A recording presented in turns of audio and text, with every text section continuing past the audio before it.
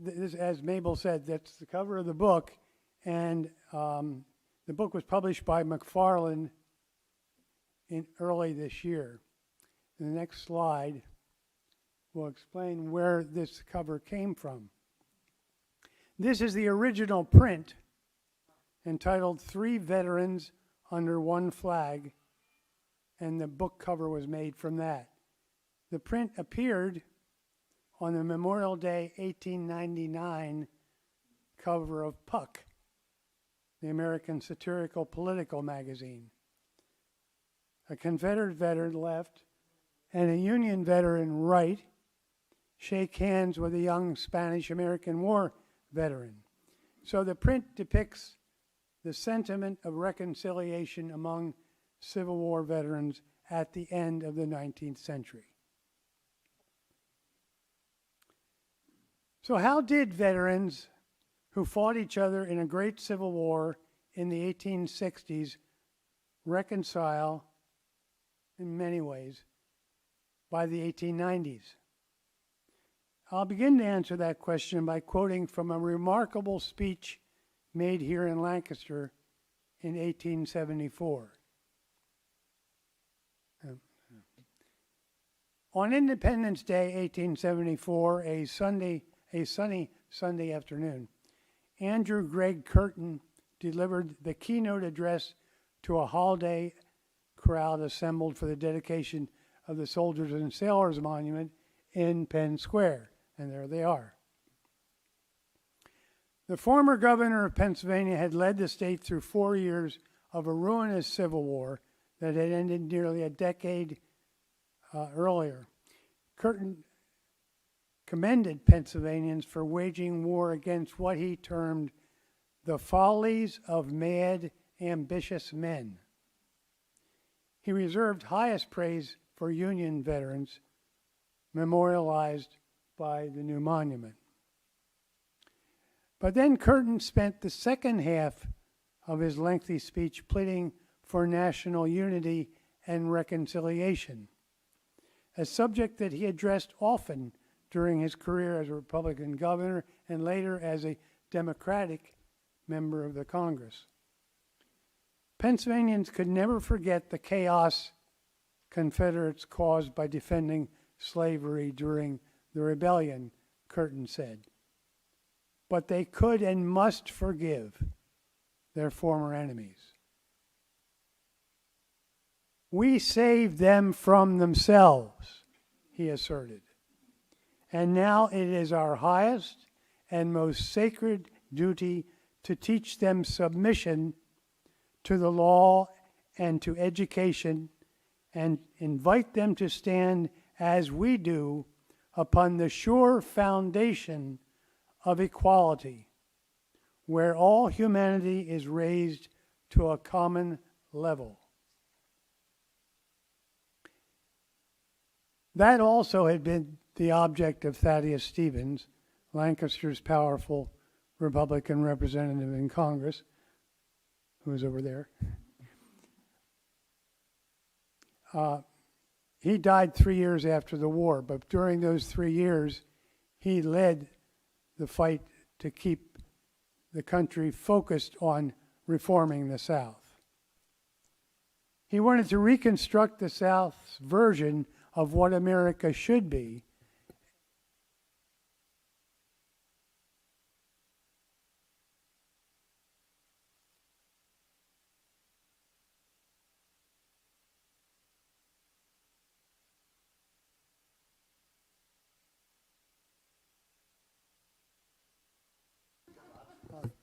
Go to the left, not to the right. Okay, do we have it? I won't move it again, sorry. Okay. Where were we? Well, so Stevens and other radical Republicans wanted the South to reconstruct themselves thoroughly before they became full members of the Union again. Unlike Curtin, they were not in favor of reconciliation until that object was achieved.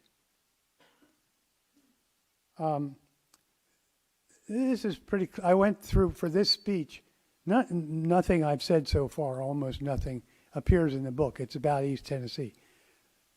But I went through the papers, the newspapers in Lancaster, looking for remarks about reconciliation. And I found them all over the Lancaster Intelligencer, the only Democratic paper during the war.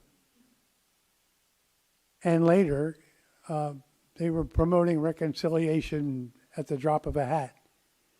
It was very rare to find comments about reconciliation in the Republican New Era, which was Thaddeus Stevens' paper, of course. Back to Curtin. When he spoke here in 1874, the nation was still attempting to impose its program of Reconstruction on a reluctant former enemy. Reconstruction would continue until 1877, and until then and long thereafter for many, full reconciliation of Northerners and Southerners who had spent 4 years trying to kill each other remained problematic. Reconciliation came easier to some than to others. Some parties, North and South, were eager to embrace reconciliation because they never agreed with their respective governments about the necessity of waging war. Lancaster's Intelligencer generally opposed the war and was quick to urge reunification after it. So, of course, the newspaper praised Curtin's conciliatory comments in 1874. The Intelligencer said, "It is the political condition of the South which prohibits it from prospering. A condition which has been imposed upon it by the direct influence of the national administration, which had its inspiration in the feeling of hatred felt towards the people of the states lately in rebellion, by the party which, led by Thaddeus Stevens, sought to reconstruct them." And that word reconstruct was placed in quotes in that run-on sentence. It wasn't just the Intelligencer and other copperhead newspapers that resisted the war and then opposed rigid reconstruction of the South. During the war, and then afterwards, these people were often called enemies in the rear. At a rally before the war began, a crowd of 4,000 Philadelphians carried signs saying, "Justice to the South." Can you imagine? In Philadelphia, downtown Philadelphia. In Brecknock Township, Lancaster County, a group known as the Silver Hill Rebels actively supported the Confederacy throughout most of the war. Anti-war New Yorkers, calling conscription of recruits unconstitutional, initiated the major Manhattan draft riots in the summer of 1863. Many so-called peace Democrats maintained their pro-Southern stance during and well following the war. But Southerners who opposed Confederate secession were even more active than Northerners who opposed the war. They prompted West Virginia to secede from Virginia, of course. They formed the Unionist state of Jones in Georgia, which prompted a group of filmmakers to make a movie several years ago with Patrick McConaughey. You've seen it? Has anybody else seen that movie? Yes, great. Good movie. The state of Jones. They led the Unionist Scott County in East Tennessee out of the state, where it officially remained until 1986. That's 1986, not 1886. In East Tennessee, the primary geographic location of my book, the division between those who supported and opposed secession and went on to fight for or against the Confederacy, was the most widespread and bitter of any section of the South. This illustration from the book shows that.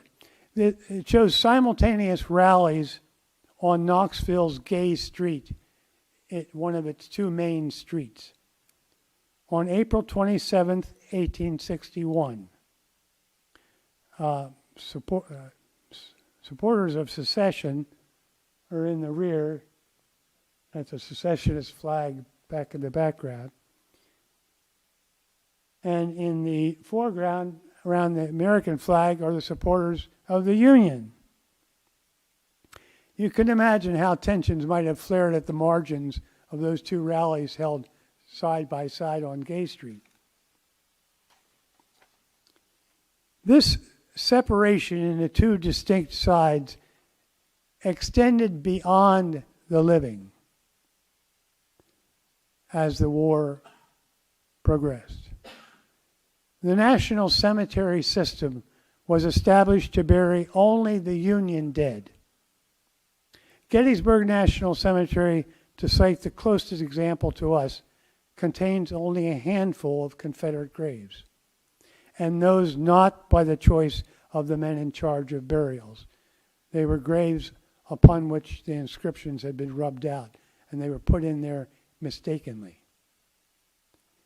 In Knoxville, Union officials buried the dead from East Tennessee and surrounding states in Knoxville National Cemetery. Confederates established their own cemetery about 2 miles away. These are the two memorials. One, the Union Soldiers Monument in Knoxville National Cemetery, and the Confederate Soldiers Monument in Knoxville's Bethel Cemetery. The Confederate monument was put up first in the mid-1890s, and the Union monument wasn't completed until the next decade. The Union Soldiers Monument, which is the state federal monument, the main monument for Union forces in the whole state, is 12 feet taller than the Confederate monument by design. With rare exception, that separation of the dead continued throughout the war and well afterwards in Gettysburg, Knoxville, and all other cemeteries in the United States. Memorial Day ceremonies and monument dedications were held in separate cemeteries. And so it was harder to reconcile when veterans buried and memorialized the dead in separate places. Now, bitterness about the war, including the separation and desecration of graves, extended well after the Confederate surrender. Post-war violence, including killings and brutal beatings, was more common in East Tennessee than anywhere else. On a tour of the South following the war, journalist Whitelaw Reid visited Knoxville, and he said this: one readily believed at what all observers said, that in no place throughout the South had the bitterness of feeling engendered by the war been so intense or the violence so bloody in its consequences. But gradually, bad feelings did fade, and veterans felt an increasing kinship even in East Tennessee and also throughout the nation. One example, in 1885, a former Union general told a Baltimore audience that, quote, there is nothing so makes men so respect each other as standing up in the ranks and firing at one another. Now, think about that. If you're a veteran, maybe you have some sense of that, but it sort of makes you pause for a moment. But it does suggest that veterans, the men who had actually done the fighting, not the younger Republicans and Democrats who had a political interest in stoking sectional divisions, generally led the way toward reconciliation. Marriott Brosius, who represented Lancaster County in Congress from 1889 until his death in 1901, had been promoted from private to lieutenant in the Union Army for bravery. He was badly wounded on the front lines. But not coincidentally, Brosius, a Quaker, was among the first Republicans in this area to promote reconciliation, and he ardently supported veterans. In a speech delivered at the unveiling of the Soldiers' Monument at Antietam National Cemetery in 1880, Brosius emphasized the courage of Union veterans and the value of their cause. And then at the end of his talk, he discussed the importance of sectional reconciliation. He said, reconciliation and forgiveness are as important now as were heroism and valor in the hour of our country's supreme peril.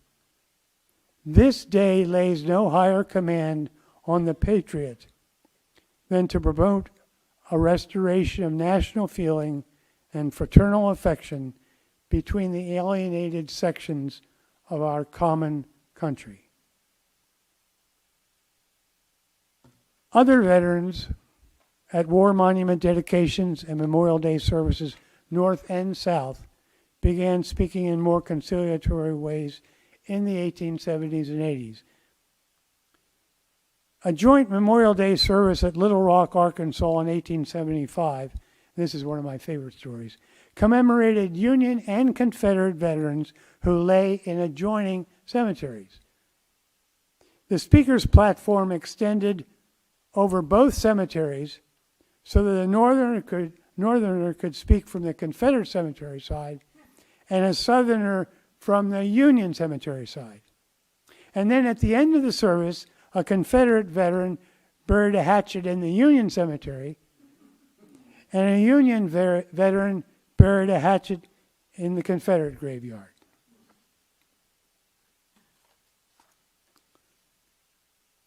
All veterans did not engage in such benign behavior. Reconciliation was a long and spotty process.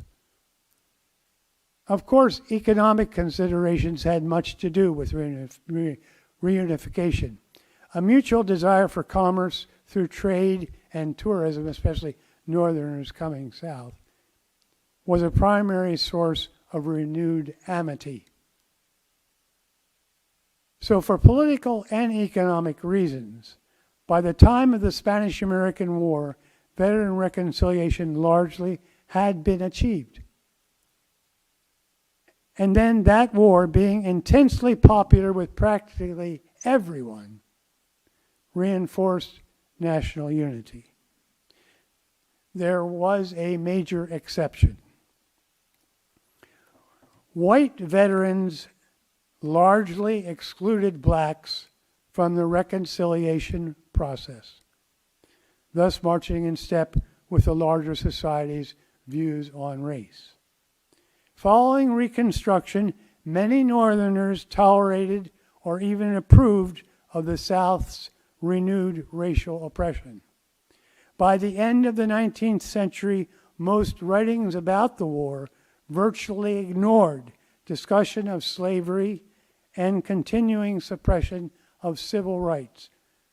Reconciliation could not have proceeded without the North's concession on that point, a concession that encouraged continued racial discrimination and prolonged sectional debate over the origins and consequences of the Civil War. That said, and maybe that's the first time some of you have heard that, I now want to talk about the central part of my book. I spent some time searching for a specific story to illustrate the process whereby many, if not most, Civil War veterans finally reconciled their differences and in some cases became comrades in arms in Cuba. The great British storyteller Rudyard Kipling wrote this: "If history were taught in the form of stories, it would never be forgotten." So far as I know, no one has ever written a book about the American reconciliation process with a singular story at the center of it, and I decided to do that. I found my unique story, unknown even to the descendants of the participants, in East Tennessee. Carolyn Janney briefly mentioned the tale in her landmark book, Remembering the Civil War, Reunion and the Limits of Reconciliation. She provided a specific example of North-South reconciliation that occurred following the Spanish-American War. From Tennessee, she wrote, came the story of two fathers, one a Union veteran, the other a Confederate, meeting at the graves of their sons who had fallen on San Juan Hill. Men who had fought against each other now mingled their tears over sons who had sacrificed their lives on the same altar of patriotism. She provided no names. Not a great help for a researcher. And neither did her source, William Rule, mayor of Knoxville and a former Union officer. He told the story of the two reconciling fathers on the Memorial Day, 1899, in Nashville National Cemetery. That was the first Memorial Day following the Spanish-American War. And Rule called for reunification of North and South. And he actually claimed that reunification had in fact occurred at the meeting of these two fathers and other events. After considerable research, I discovered that the two fathers were Union Cavalry Colonel and later Brevet Brigadier General Reuben Bernard and Confederate Cavalry Major and Regimental Surgeon William McCorkle, for whom we have no photograph, which was a great shock to the family and to me, that a man who was a doctor, a prominent doctor in his community, in the late 19th century, lived until 1910, and there is no photo of him. Today, we all have thousands of photographs of each other.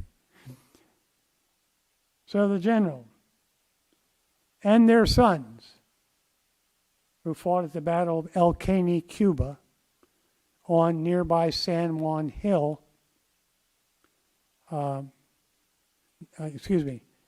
not on nearby San Juan Hill, which is what Carolyn Janney mistakenly said. They were John J. Bernard, who is on the right, General Bernard's son, and Lieutenant Henry McCorkle. Now, the Brigadier General, Reuben Frank Bernard, is pictured here near the end of his career. This would be about the time that he attended the funeral in 1899, maybe a little before. He fought Indians in the West before the Civil War, and then Apaches and other Indians after the Civil War. He was 66 when he attended the funeral and died at 71 in 1903. That doesn't quite work out, but I'll figure that out later. His son on the right, John J. Bernard, known as Jack, is in civilian clothes, and his picture and McCorkle's picture were in the 1899 University of Tennessee yearbook. Bernard entered the university as a sophomore in 1890, and he was 26 when he died in Cuba. Henry Leftwich McCorkle, in his military uniform, also from the yearbook, entered the university in 1885, and he was 31 when he died in Cuba. So those are the fathers, or at least one of the fathers, and their sons, the central characters in my book. Don Russell wrote a brief reverential biography of Reuben Bernard in 1936. Most of that book covers Bernard's career as a fighter of American Indians, which is what he did for the most part. And that was helpful, but I had to piece together information about the other men, mostly from newspapers, thank the great God of digitization, scattered references in diaries and published works, and a dozen or so period letters that descendants and others produced. To place the story of the Bernards and McCorkles in context, I read dozens of books about Reconstruction and reconciliation. I also read about the gradual reconciliation process as expressed by annual speakers at Memorial Day services in Knoxville National Cemetery and Bethel Cemetery, and at the dedication of war memorials in those cemeteries. So here's the basic story. The two fathers, both of whom had roots in Hawkins County, which is about 60 miles northeast of Knoxville, had vastly different backgrounds, but rose quickly to command.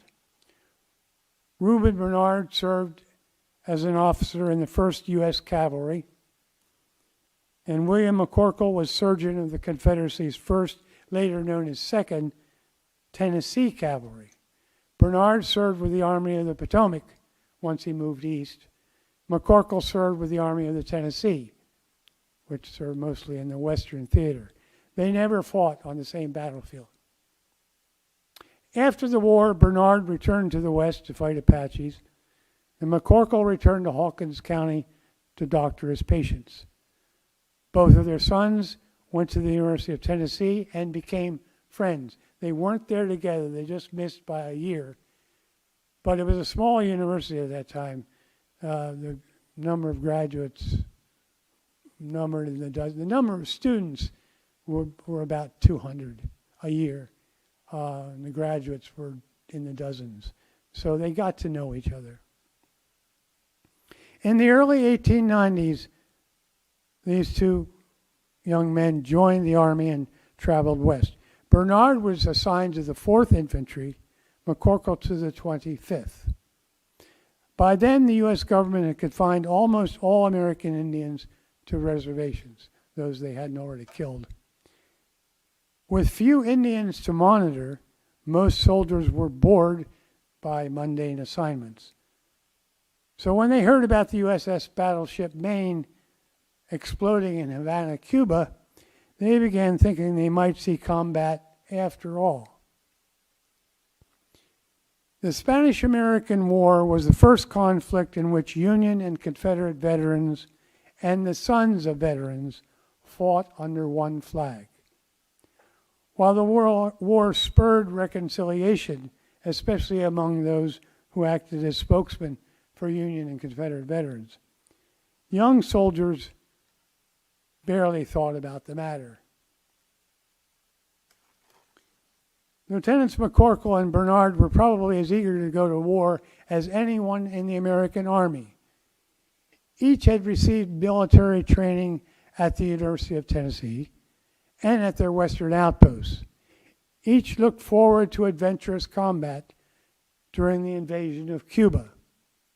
On the El Caney battlefield near Santiago, these lieutenants, almost simultaneously and within a few hundred yards of each other, died from Spanish sniper fire on July 1st, 1898, in a jungle far from their homes in East Tennessee.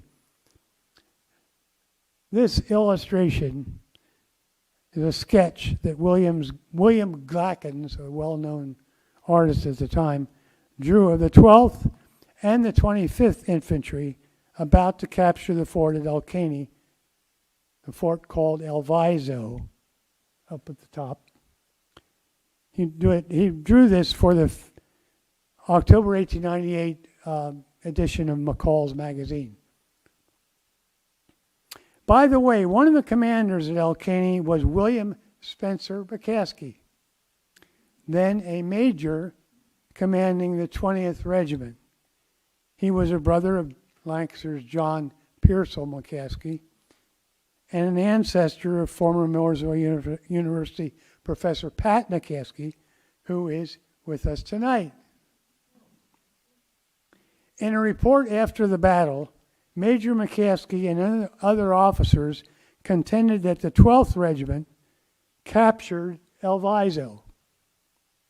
Officers of Henry McCorkle's 25th Regiment, including its commander, just as adamantly argued that those soldiers forced the fort to surrender. And you can read all about it in a lengthy report that was made after the fight at El Caney and San Juan Hill. Now today, when news is transmitted instantaneously around the world, and thousands of Ukrainians and Russians are dying in a miserable war in Europe, it may be difficult to recognize what a shock the delayed news of the death of 2 East Tennessee lieutenants, the only University of Tennessee graduates killed during the war. What a shock that was to the greater community of Knoxville. To many, the deaths of these lieutenants represented the ultimate tragedy of war. And then their fathers meeting at their graves seemed the ultimate gesture of reconciliation. Their bodies had been buried and hastily marked in Cuba after they died on July 1st, 1898, coincidentally the first day of the Battle of Gettysburg.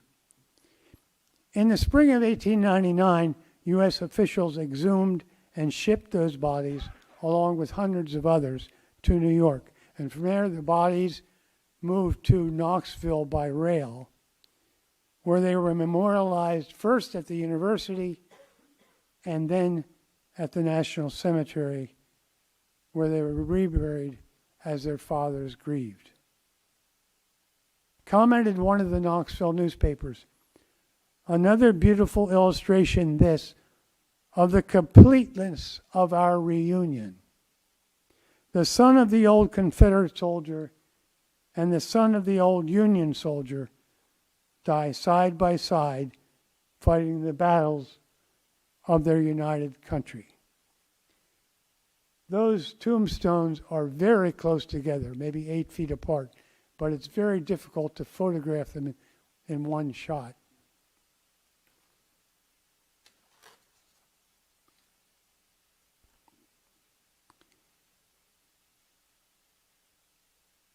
The Associated Press telegraphed news of the joint funeral to its member newspapers across the country.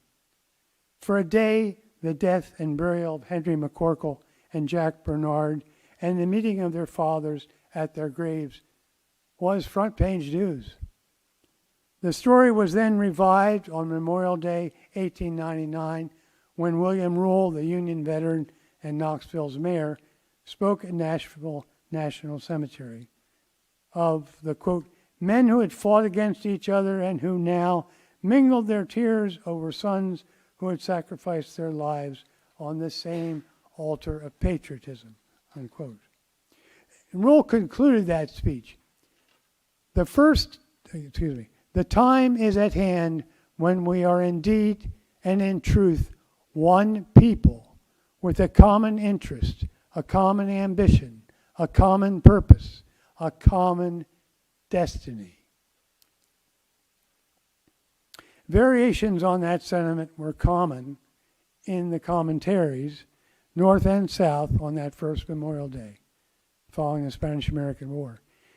And for example, on May 30th, 1899, the Lancaster Intelligencer Journal, the Intelligencer and Journal had been combined by that point.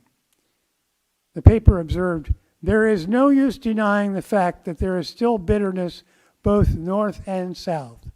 The memories and passions of a conflict so furious do not burn out so easily. It is enough to know that they are surely burning out, and that in spite of all, we have a great and strong republic, assured of the brotherly allegiance of all her worthy sons." Unfortunately, the reconciliation of McCorkle and Bernard, and the brotherly allegiance of all of America's worthy sons. Never put to rest the issues left unsettled by the Civil War. The concerns that white veterans chose not to resolve extend to our time. The country remains fractured along racial and less overtly sectional lines. The epilogue of my book discusses how the past infects current events and concludes that reconciliation is a process that has no end. I'm going to show one final illustration. Fitzgerald, who was very well known in his time as a photographer, staged this romantic reconciliation tableau. It's entitled Cuba Libre.